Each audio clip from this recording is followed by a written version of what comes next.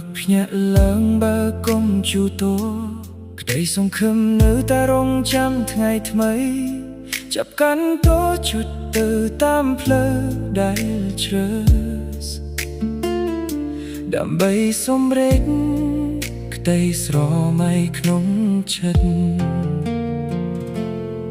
មនុស្សខ្លះគេថាវាងាយស្រួលណាស់តែអ្នកណាដឹងការលំបាកខាងក្នុងពេលអង្គុយយប់ជ្រៅមើលអេក្រង់ភ្លឺប្រឹងដើម្បីអនាគតមួយល្អ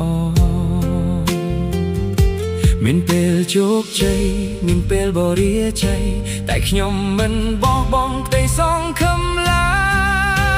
យ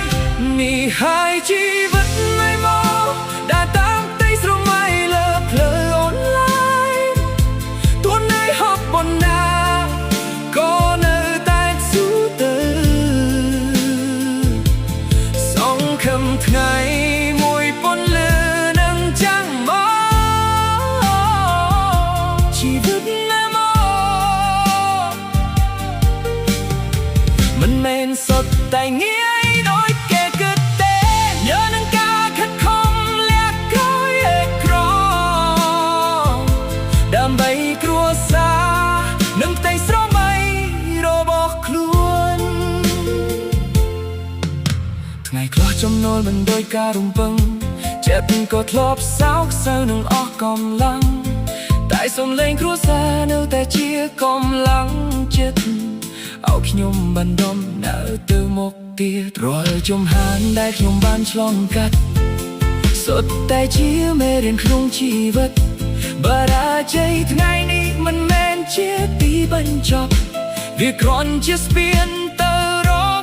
ជោគជ័យ